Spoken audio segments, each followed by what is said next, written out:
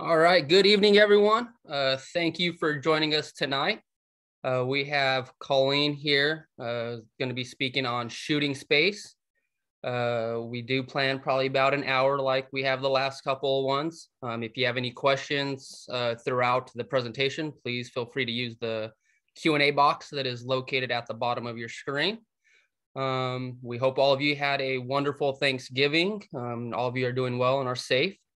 Lou Corsetti is with us also tonight. I'm going to turn it over to him before Colleen gets going. He has a few words. But again, thank you for joining us tonight. Thank you, Lou, Colleen, for being here. And we hope you enjoy the presentation. Great. Thank you, Jeremy. Everybody, welcome to the call. Again, Colleen is going to run through shooting space, which is a very important component of the women's game. But I wanted to thank Jeremy Hernandez and the FHSAA to allow us to put these on.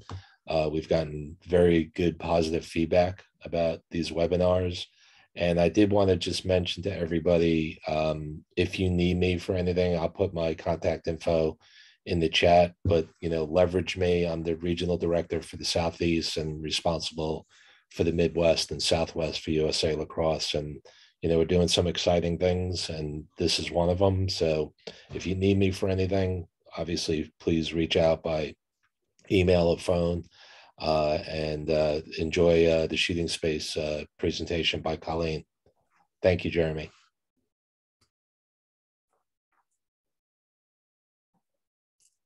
Thanks, Lou. Okay, for those of you that don't know, my name's Colleen Spiegelhoff. I am a National Lead Official, originally from upstate New York, a transplant in Florida for about a year and a half now. I am a national clinician for US Lacrosse and the chair of the Women's Officials Educational Development Team at USA Lacrosse. We're the people that put together all the educational materials that trainers use throughout the country. Tonight, as Lou said and Jeremy said, I'm going to be talking to you about shooting space. Shooting space is a point of emphasis this year for the NFHS. It has been for several years, and it's basically because it's such a difficult rule to understand and to call correctly. And so hopefully we're going to work through it tonight, and we'll give you some tools to help you do just that. So here's the rule. You can read it yourself, but basically what we want to focus on tonight is not so much the rule, but as why it's so tough and so difficult to understand and difficult to call correctly. What we've over the years come to realize is that you really need to work on putting yourself in the best position, both physically and mentally, and we'll talk about that in a little bit, to get it right. You have to understand the rule. You have to understand the parameters around it. You have to understand what you need to have, the criteria that you have to have for there to be shooting space to be able to call it. But you also need to worry about things like your positioning and your focus and your perspective to really understand the rule and to understand it correctly and to call it right. So when we're talking about the obstruction of free space to goal, the rule basically is a player can't guard the area from the ball to the goal circle so as to obstruct the free space to goal, to get in the way of that space. To obstruct is literally to be in the way of. And when we're talking about this, we're talking about obstructing it between the ball and the goal circle, not the player. So if I'm the ball carrier and my ball is on this side, my left side, but I have a player on my right side that may be in the lane, maybe in the edge of the lane of that shooting space lane in that free position, or excuse me, in that free space to goal. If the ball is on this side, that defender isn't necessarily in shooting space unless they are in between the ball and the goal circle, excuse me. So you really have to pay attention to where the ball is, and the ball's constantly moving. So that's one of the biggest things. It is also that it's between the ball and the goal circle, not the goal posts. Many people narrow that space, and when they're looking at the two posts of the goal itself. It's not that, it's a bigger space. It's the entire goal circle. So when you're creating that visual cone for yourself, that's where you want to be paying attention. And you can see as I'm going around here that it changes, that area changes. Here it's really small because there's only a small area between the goal line extended and the top of the goal circle, as opposed to here where it's much bigger.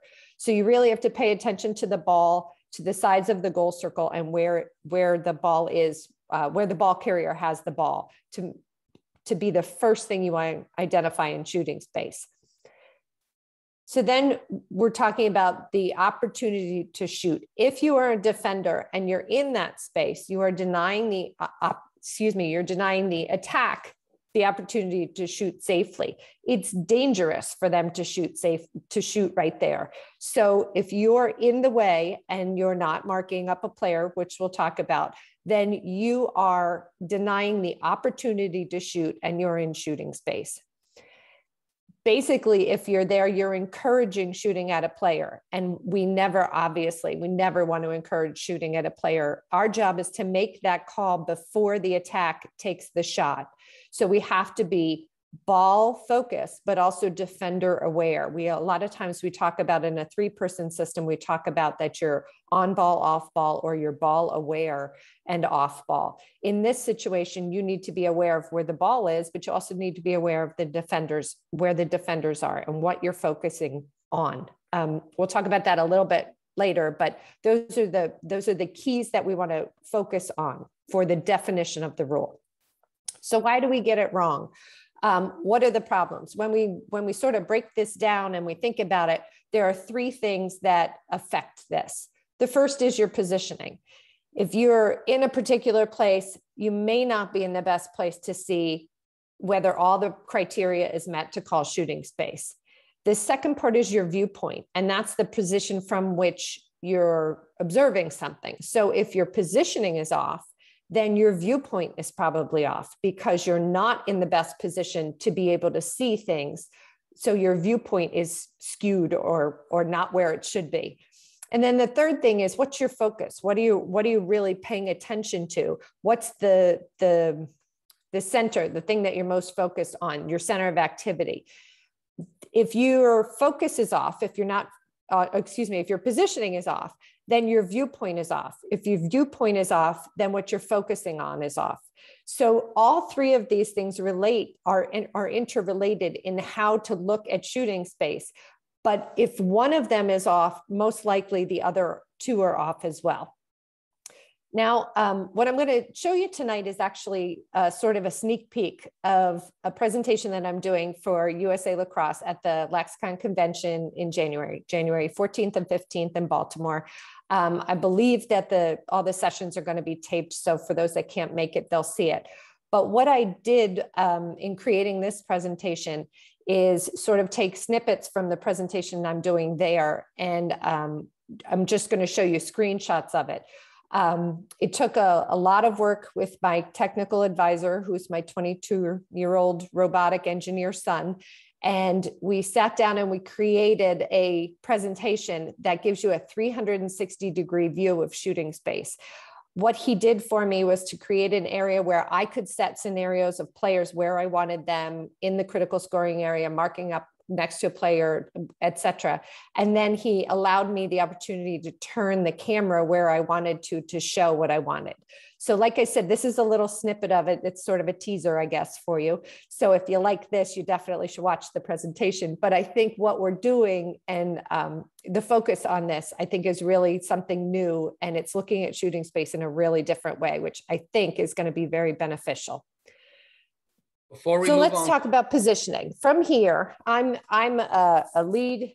I'm the lead official. There's a fast break here, and the blue player is the ball carrier. She's ready to shoot, and the red defender is clearly in shooting space. She's not making an attempt to get out of shooting space. Her feet are stationary, and the ball carrier is within the CSA. So we've got shooting space. If I change my positioning just slightly, and I'm offset is what we could talk about now. So I'm off the left shoulder. A lot of times when in training, we'll ask you to be offset towards the inside. So in this scenario, I'll be offset off her left shoulder. And I can see that there is an attack player down low. It's her teammate looking for a pass. So because that teammate's there, she's denying the ball carrier the opportunity to shoot. So that red player, even though she's stationary and not marked within a stick's length, is not in shooting space. Again, this, whoops, I went the wrong way. Sorry. This is the same picture. It is the exact same scenario from a different position. So if I'm here, I can't see that teammate and I'm not in a position to call shooting space. If I'm here and I'm offset, I can see that there's a teammate down there. I can see that the ball carrier doesn't have the opportunity to shoot safely. She would have the potential of hitting her own player. So I'm not going to make that call. Again, I swear to you, it's the same picture.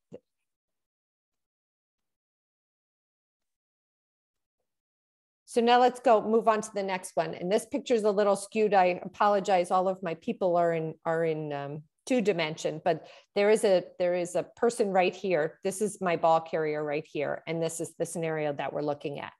So when we talk about a two-person system, a lot of officials tend to be behind or really wide as lead. They basically don't want to get too far ahead because then they have to run all the way down to the other end of the field.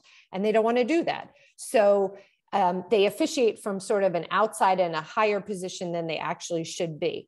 And there are multiple problems with that in terms of not seeing fouls and not being able to identify things properly. But in the context of shooting space, if we're looking at it from that, if I'm the lead official in this position right here, what I'm seeing is that those two defenders are within a stick's length. They're pretty close to within a stick's length of the non-ball carrier. And so even though they may be in the lane, they're not in shooting space because they're marking up. If that ball carrier decided to shoot, and the defender that's furthest to the right, which would be this one right here, if this defender moved through and left the other defender down there, then we'd possibly have a shooting space violation. But from this angle, it appears that that low defender is close to being within a stick's length as well. And so maybe there isn't a shooting space to call. However, if you look at it from this angle, which is a lower angle that we'd want you to be on and basically gives you a much better idea of the space between the players, you can see that the low defender isn't anywhere near within a stick's length. From here, your perspective is blocked by the defender behind her and you're not really sure. From here, it's very clear. And again, with these still shots, I'm sorry, it's a little bit difficult, but if she was three-dimensional, you could see that she's not within a stick's length. So if this was during live play, the problem with this is it's sort of static, as we say, but if it was during live play and the ball carrier had the opportunity to shoot, that low defender would definitely be in shooting space. Now, if they're moving, which most likely they would be, the teammate right here and this defender were probably moving out together. If they're moving out together, then she's going to be in shooting space, this low defender. If these teammates are moving out together and these two are moving out together and this defender's moving with them, if she's a step behind them, if she's a step behind them right here, she still could be in shooting space because you can't double team a non-ball carrier. So even though it appears that this player right here might be the superstar of the team and we're going to double her the whole game and this is our defensive plan, win the championship with this one, but you can't double a non-ball carrier inside the critical scoring area. So if these two players moved out and this low defender was still there, we do have a shooting space violation.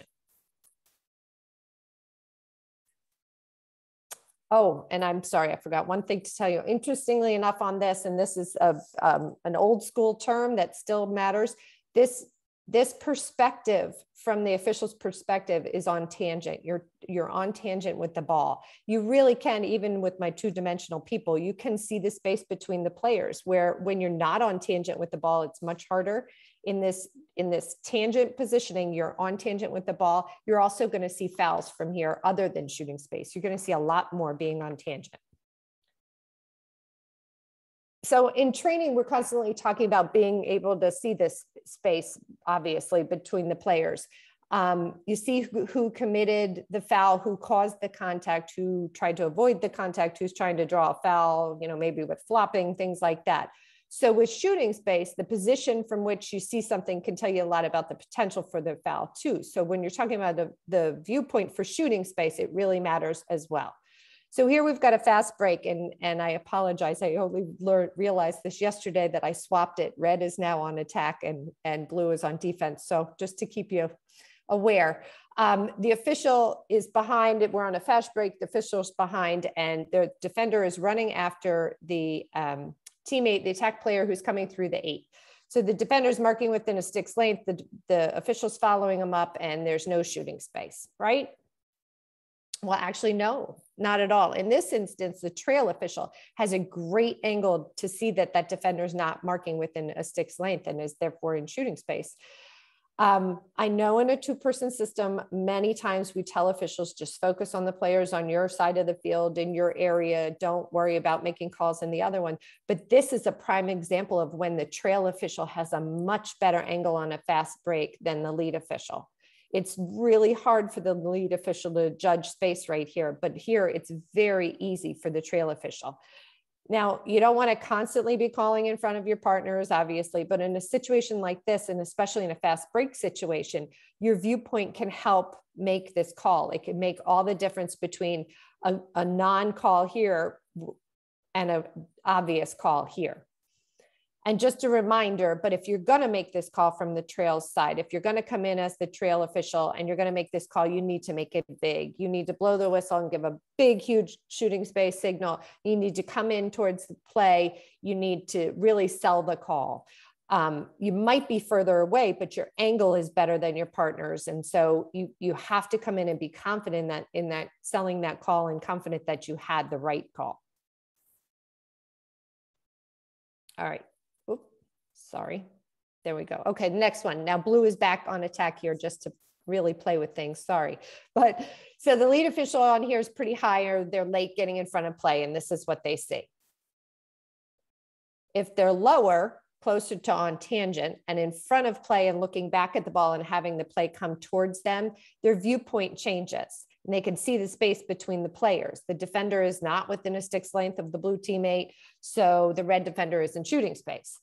Now, if the ball carrier, passed that ball to her teammate, the defender would still be in shooting space because she's still not within a stick's length. And again, these pictures are static, and the game is constantly moving in shooting space. But being in the right position to see the play and the potential foul is really, really important. When you're here, you're not going to be able to see that low defender marking up, but you're not going to be able to see if she's marked up in time for this ball carrier and for the ball carrier to be ready to take the shot. And if you're wide, you're going to be able to see if the defender stays, if the teammate moves away, you're going to see that angle. Again, here's that one more time. Okay, so that brings me to the next factor in shooting space, which is this idea of focus. What are we looking at? Where's your focus? Sometimes we're so ball focused, especially as lead, that we miss all the other things that are going on that may affect a foul. And as lead, we need to take in so much more. It's a 2-person system, so you really are responsible for shooting space on your side. It's really easy, or easier, I should say, to talk about being off ball as trail, but lead has to be both on the ball and off ball in their area at the same time. If you're only focusing on the ball and the ball carrier, you're going to miss a shooting space on lead side. You have to expand your focus. You have to take in the bigger picture, as we always talk about. You have to look at more and be able to see the potential for a foul, not just what's happening around the ball carrier, but potentially who could be causing that shooting space foul down low, who's in front of the ball carrier, who maybe doesn't yet have a chance to shoot. If that ball carrier is coming in and is marked up and you don't think the opportunity is there, you still need to be aware of that low defender and what she's doing, and if she's marking up or if she's not marking up, and how that may affect the potential for shooting space in the future. When we're talking about the trail, it's it's easier to talk about being off ball, but then you have to say, well, what's the trail focusing on? Are they only watching the players on their side of the CSA, or are they scanning to see the whole CSA to see potential fouls develop? Again, you want to watch the players lower, closer to the goal circle, because they may be the ones in shooting space. The players that are engaging the ball carrier are probably within a stick's length. It's that second layer, that layer of low defenders, that are the ones that would cause this foul. And they're the ones that you need to focus on. Focus. Hey, Colleen, before we move on, can we answer a couple questions real quick? Absolutely. I'm sorry, I can't see the questions, but I'm happy. No worries. I'll read them to you. Great. Should we still be seeing if the ball carrier's hands and body are in a shooting position as part of the opportunity to shoot before calling shooting space? Absolutely, we should. And I don't know where, I believe I talk about that later on, but yes, absolutely. The opportunity to shoot is not just that they have the ball and they're looking at the goal. Their hands have to be free to shoot. Their body has to be in a position to shoot. And as I said, I'll touch on it a little later, but yes, the hands free is a huge part. If the ball carrier is so tightly defended that by a double team, or just maybe a really good strong defender who moves really well and this player, the ball carrier, can't get her hands free, then she does not have the opportunity to shoot. So again, if you're the lead official and you're on ball, you need to not only be aware of where the ball is, you need to be aware of the player's positioning and the low defender. It's a lot to look at. And then the second one, this came a little earlier. What happens when the player still shoots after the whistle? Great question. There's a lot of things involved in that. So if the whistle is close to when the ball is released, then an official, preventative officiating would lead an official to say, hey, that player was in shooting space. If you see that, it's your obligation not to shoot. Is that a foul? No, not necessarily, because if we're late with our whistle and that player whose one job is to put the ball in the net sees an opportunity and takes that opportunity, and we haven't stopped them from taking that, then that's on us. We need to be quicker on our whistle. If they take that shot, you can definitely go up and say to them, hey, be careful, that low defender was there. Please don't take that shot in the future. I called the shooting space. I saw it. Please don't take that shot. That's the positive side of it. Unfortunately, the negative side of it is the player who gets the ball and is so excited because it's her first time on the field, and all she wants to do is just put that ball in the net and get all the accolades, and you blow the whistle and she takes 5 or 6 steps after that and still shoots. That definitely can be a dangerous propel. It's all, it's all relative and it's all in your perspective. But if the player is blatantly ignoring a whistle and then at an obvious time after the whistle has been blown takes the shot, then yes, you can consider a dangerous propel on that. Awesome. Those are the two for right now. Okay, great. Just jump in if you need to. Okay, so we're going back to this last photo. If I'm on, oops, wait a minute. I'm sorry. I think I just lost my, Nope, we're good. Okay, sorry. If I'm the lead in this position, my focus needs to be on the ball carrier, obviously, but also on that low defender, on that red player. If I'm only watching the ball carrier, I may miss the shooting space by the defender, but obviously if I'm only watching the defender, there's a lot that could happen around the ball carrier. I only have 2 players on here. Usually there are 14 in there plus the goalie. So it's usually much more congested than this. But when I'm taking in the big picture as the lead, I'm not only looking at the ball carrier, but I'm looking everything around the ball carrier, like the players that would possibly cause a foul there. But I'm also looking at the defender and everything around that defender. And if that defender is has the opportunity or could be in shooting space, have they met all the criteria? Right here, there's no player marked up. There's nobody marking, or there's nobody close enough to her to relieve her of that, to give her an excuse for being where she is. So that's not okay. It's a focus that has to be bigger. It literally is widening your lens is what we talk about it. Instead of just focusing on the ball carrier, I'm going to widen my lens and see everything that's happening in the CSA to get that perspective.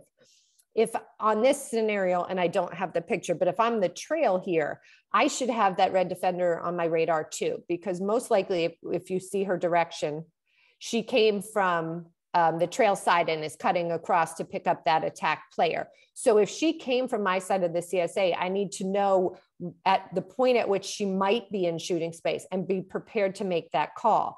If she's trying to catch up to the defender that's up at the top of the 8, the teammate that's at the top of the 8, and that ball carrier now has the opportunity to shoot, she's around her teammate and she has a lane.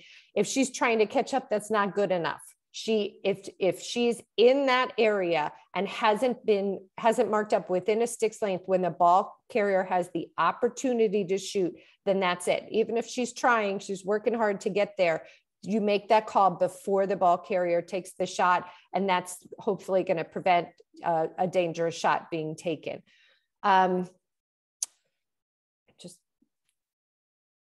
There was one other point I wanted to make on this one, and now I apologize. I'm drawing a blank, but we'll move on. I'm sure it'll come back to me. Okay, so this is the very first image that we had. And again, I'm a little offset on the left, so I can see that the defender red there is in shooting space and that the teammate is down below. If I'm only focusing on the red defender, if I'm just paying attention to that first player, I'm going to call her for shooting space because she's not within a stick's length. She's not moving. She's stationary. The ball carrier wants to shoot. I'm going to call it. But if I look through that, and we call it sort of layers, like the Shrek, the layers of the onion. But if you look through all those layers to that player down low, and you look past the defender and focus on the low teammate, you realize you can't make the call. If that ball carrier wanted to shoot, she couldn't. Her teammate's in the way. So even though the defender is not where she should be, the teammate of the attack player is the one who's preventing you from making that call. So as I'm the official looking at this, the first thing I'm going to see is, oh, that defender's in shooting space. Before I blow the whistle, I'm looking past that defender to see whether or not there's anything behind her that might prevent me from making that call. I'm keeping my eyes on what's closer to the goal. I'm focusing on that, and that's what's going to help me decide what call needs to be made. So now let's review a couple situations where you might want to call shooting space, but you shouldn't, and because it isn't shooting space. The first one is if the ball carrier's position below the goal line extended. Basically, they don't have a shot. There's no way from there that they could put the ball into the goal. They have to be at least above, or even with, if not a step above the goal line extended for the call to be made. So the ball has to be above the goal line extended. Criteria number one. The ball has to be within the CSA for the official to even consider it. Excuse me. In this situation, if the defender backed up, if she was backpedaling and the attack player's coming in, as soon as that attack player steps into the CSA, if the defender isn't within a stick's length, the call needs to be made. But because the ball is outside, I'm not going to make that call yet. Again, I'm going to be focusing on where the ball is, but also where the defender is. And now I'm taking in another part of the focus, which is where's the line, where's the 12-meter arc. So I'm not just ball focused. I'm not just defender focused. I'm taking in the bigger picture. I've got a wider lens, and I'm paying attention to all the criteria for this before I am going to blow my whistle to make the call. Okay, so double teaming. If the player with the ball is being so well marked, and this is to the question Jeremy mentioned about the hands free, if they're being so well marked that they don't have an opportunity to shoot, then the call must not be made. Now, this isn't to say that every time there's a double team, it's never shooting space, because that's not necessarily the case. Attack players are so good at dodging nowadays, and it can literally take maybe about a half a second to get around the first defender. The second defender's to her right, and next thing you know, she's stepping in, and this defender who hasn't moved is in shooting space.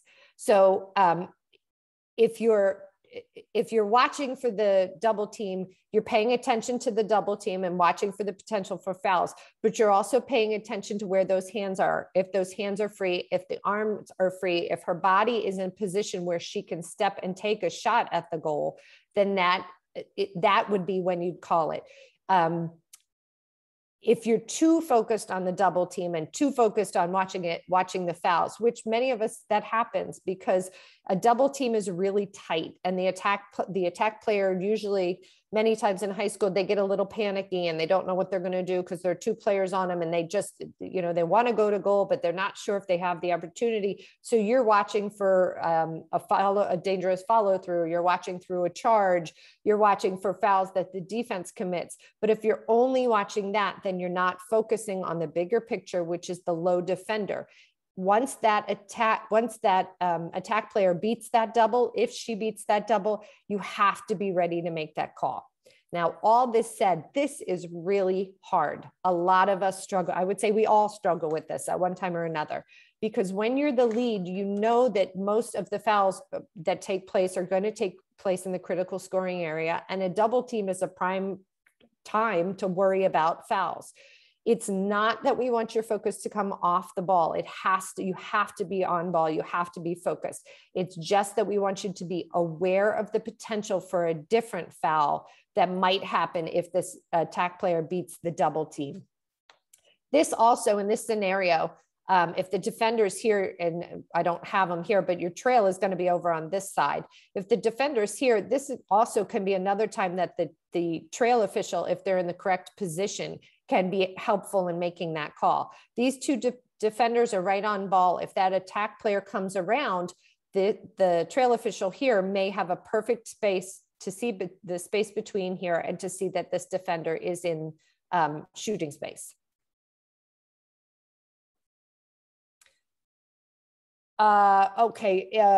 Another time when it's not shooting space, I guess is what we'll say.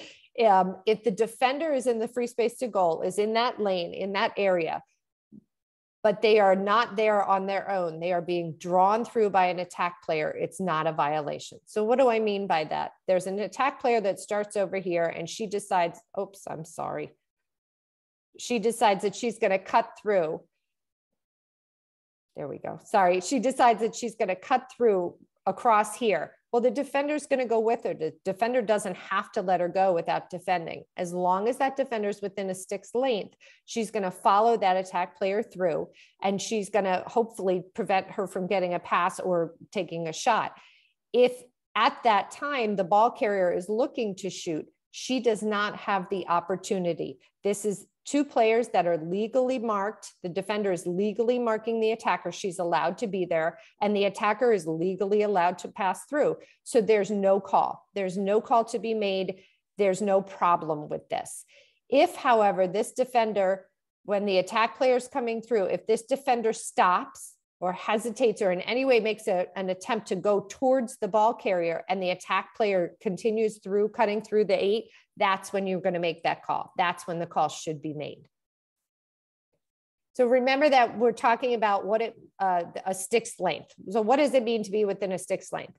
A stick is across is 43.25 to 52 and a half, or sorry, to 35 and a half.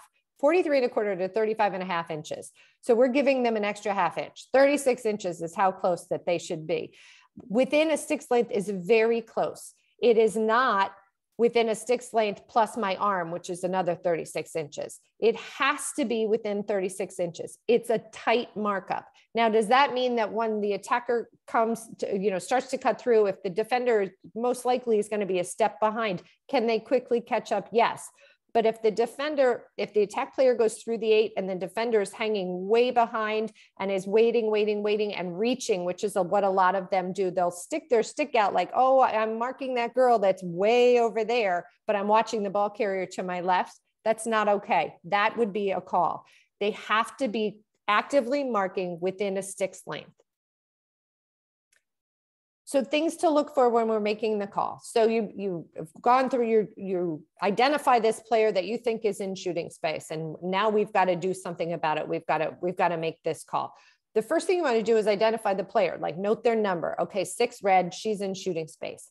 Now my next task in all of this is make sure the ball carrier is in the CSA. Okay, I think she's in shooting space. Now I'm going to have to double check. Maybe I'm off ball as trail. I'm going to have to take a quick look and see where's the ball carrier. Is she within the CSA? If she is, now I'm prepared to make that call. I'm ready. I've got my whistle. I'm ready to make that call. Third part of that is the free hands that we talked about earlier. Is she so closely marked or double teamed or anything that she couldn't make the shot? She couldn't release the ball because her hands would hit another player. That would be a dangerous follow through, or her stick would hit another player. That would be a dangerous follow through. Look for the idea, can they actually move the cross? Can they take a shot? If they can't take a shot, then I'm not making that call. If the shot is possible, then I've checked that off my list, and now I'm looking at the rest. Is the ball carrier's body in the position to shoot? High school players, well, some of them would love to tell you differently, rarely shoot from the 12-meter arc. 12-meter fan, excuse me. Their body position has to push them in closer. So if she's standing static on the 12-meter, her body is not moving towards goal, I'm not going to make that call yet. If she's starting to drive towards goal, then I'm going to consider making that call if all the other criteria is there. Is the ball carrier looking to pass? So are they looking to get rid of the ball? Now, it's not their eyes. Years ago, we used to say, are they looking to shoot? And that was the criteria. Well, with the advent of the behind the back and through the legs and every other kind of shot these girls could take now, that's no longer the criteria. But you can see from a body position if a player is going to goal and is intending to shoot, or if they're looking to pass off. If their shoulders are turned away from the goal and their body is facing one of their teammates, again, if you open your focus and you see that teammate calling for the ball, you realize that she's not going to make the shot. Her thought isn't to make the shot. It's her thought to look to pass that off to a teammate. If she's not actively going to goal, then we're not going to make that call. And again, the opportunity, if all of those things are in place, is the opportunity there to shoot safely? Can they take the shot safely and not endanger anyone else except that player who may be in shooting space? Well, then we're going to whistle it. So now if you went through all of these things in the time that it just took me to explain them to you, the girl has probably already taken the shot. Somebody might have gotten hit, or a coach is yelling at you because you missed shooting space. You have to do this really, really quickly. And all I can tell you is the more often you do it, the quicker it becomes. You start to go down that checklist sooner. You start to pay attention to the defender coming in, rolling the circle. I'm sorry, the attacker teammate rolling the circle and coming in from the side. You start to pick up, you get feelers on her a little bit quicker. You start to pay attention to the fact that while this one player is double teamed often, she's often able to beat the double team. And so I'm going to be more aware of her ability to beat the double team and pay attention to that low defender maybe a little bit sooner than I normally would. Yes, it's a lot. There's a lot of criteria in it, but the more you do it, the more you'll start to understand that, again, your positioning, your viewpoint, and your focus help you check off all these things off the box and help you identify when it is or is not shooting space. And just a reminder, I'm making the call here. If I'm the trail official and I'm making that call, I'm going to come in big because I'm further away from the play, but I want to make sure everybody knows. I'm going to come in big. I'm going to give my lead official the number of the player who was in shooting space. I'm going to identify the hash mark. If the player was in the 8, the hash mark on which the free position is going to be awarded, and the lead will set that all up. I'll help that make sure my side of the penalty zone is clear, and that's a whistle start. If I'm the lead and I'm making that, most of that is going to be my job. I'm going to come in, tell the player who was in shooting space to go behind, set the free position on the hash mark that I want it to be on. I'm going to then make sure my half of the penalty zone is cleared, and I'm going to double check. I'm going to physically make eye contact with my trail official to make sure that they're ready, that their side of the arc is cleared and they're ready and they're good to go. And then I will whistle to start that. So again, I really do hope you have the opportunity to see the 360 degrees of shooting space. This was only still shots, but you can sort of imagine moving that camera around and how neat it is. I think it's going to be a really good presentation. I think it will help open people's eyes to how important these ideas of positioning and viewpoint and focus are. And I hope you get a chance to see that. I'm happy to answer any questions on this. I would say that the more lacrosse you watch, the more lacrosse you officiate, the better you will become at this. And you will all have your aha moment when you see that low defender in shooting space and say to yourself, now this is what Colleen was talking about. This is what I should be focusing on. So that's it. Thank you very much. And if you have any questions, I'm happy to answer them. Hey, Colleen, this is Lou. I have a question. Yes. Maybe for the group that, do you have any like tips of the trade to kind of figure this out like quickly? Not so much a presentation, but things that you tell other people on your crew, hey, look, this is gonna, if this happens, I don't know, something that you could share with the group tonight, like how you go about, making a call, the proper call on where because positioning obviously is the most important because that helps you with it. But any tips to the trade? I would say for more experienced officials, when I work with new officials, what I will say, if I have to make a call, and again, shooting space is a safety call. This is much more important physically than any other call that we make. We want to keep the players safe. That's our job. So as an experienced official, many times I have to step in and make a shooting space call in front of, and I don't want to say in front of, but I step in and make a shooting space call on the field with a less experienced partner. When I go to that partner after I've made that call and after things have happened, my first question to them would be, what did you see? What were you looking at? What did you see from your perspective? And they'd usually say, I don't know, or what did you see? I'm not sure. And I would say, what I saw was the low defender behind that first defender, or what I saw was this. Did you see that? And many times, no, because they're ball focused, they didn't see it. So I would say, what I want you to do next time is open up your view, open up that viewfinder, look deeper, look past the ball carrier to see who's behind that ball carrier. Many times, if you're given, so I don't want to say that's really specific instruction, but if it's a prompt that you're given to say, hey, this is what I should be looking at, that might help you sort of, generate a thought in your mind while play is actually happening. A lot of times when I teach off ball, on ball, I'll tell people, talk to yourself. I'll say, off ball, now I'm on ball, off ball, where's the ball? Or, off ball, find the ball, whatever. It's the same type of idea. Defender, low defender, or ball carrier, defender, is there another defender? So it's the same idea. Get your checklist going early, but if you can help a newer official know what to focus on and help them by saying, basically telling them what you saw to make that call, it might help them make it in the future. Great, thank you. Mm-hmm. Colleen, we did have another question from one of the attendees. It's in regards to, if there was a late shooting space call, but the shot goes in, does that still count? It depends. Sorry. So a late shooting space call, if it's late on the official, if the official called it and late and the ball went in, then I would say that yes, that goal counts. Most likely though, if you're making a shooting space call and the ball goes in and it is anywhere near the same time as the foul itself, you're going to set up the free position. You're not going to allow that goal to count because hopefully you blew the whistle before the ball was released. Thank you. That's the only question we had so far. If there's any more that come in, I can definitely relay them to you, but right now there's nothing else.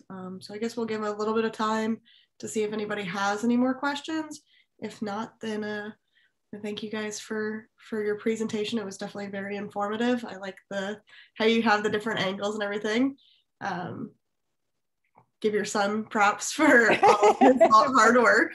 My technical advisor. Your technical advisor, you give him props for all the hard work that he certainly will. But yeah, I'm not seeing any other questions. Okay. So we'll go ahead and oh, 2 more came in real quick. It says, is there an update in regards to the mandate requiring helmets? That would be an Alex question, I guess. Yes, it would. From what I understand, no. We haven't had anything come from the board. The board of directors is the one that would make that change, and we haven't seen any changes so far. And I'll jump in. Can you guys hear me? Mm-hmm. Yes. Just to echo what Taylor said, there is no update on that. As we move forward, the headgear mandate is still in place. The Girls Lacrosse Advisory Committee did pass an item, I want to say back in, was it in September when they met? And the Athletic Director Advisory Committee reviewed the item, but tabled it pending a review of all the research that has been done by Dr. Herman and his staff, which I'm sure you guys are aware of what was released at this point. That conversation still has not been had. But what I'll say is with the research that has been released, I don't know if the board would be inclined to make any adjustments to that policy as it stands right now. But that's something that they'll have to discuss after reviewing everything. So that's the current update we have on the headgear. And then the other question we had was, if there are 2 defenders that are called for shooting space, do they both go behind? Good question. Technically, they can both go behind. If they're both blatantly in shooting space, technically they both can go behind. Many times one is at least making an attempt to get out, and so we will maybe give them a credit for making the effort and only put one behind. But if there are 2 that are blatantly in shooting space, yes, you can put 2 players behind. Okay, thank you. Those were the only 2 that had come in. So it is 6:47. We do have a little bit more time that's allotted to us, but we can always wrap it up early if there's not any more. Thank you again for your presentation, and Lou, thank you for your input as well. Definitely valuable to all of our officials here. Well, thank you, Taylor. And thank you, Colleen and Alex and Jeremy, for putting this together again, as always. Jeremy is he had to leave to go. His son made a middle school baseball team, so we had to pop off early, but go ahead and wrap it up and say thank you guys for everything. I'm not sure if we have another one of these scheduled anytime soon. I think there may be some in the future, but maybe for boys. I don't know the exact. Yeah, we actually have a boys one tomorrow night. But yeah. But we'll be in contact with everybody as we move forward, and certainly ship out the recording to folks that are on the call, because it was really good stuff. Colleen was tremendous. I can't wait actually to see the live 3D. Thanks. It'll be fun. This will also be posted to the FHSAA Central Hub for officials too. So if there are any officials that you guys know of that weren't able to log on tonight, they will have access to this presentation. It probably takes about 24 hours to get it posted. Great. Tremendous. Thank you again, guys, and I will say good night. Thank you all. Have a great night. Good night. Thanks, Colleen.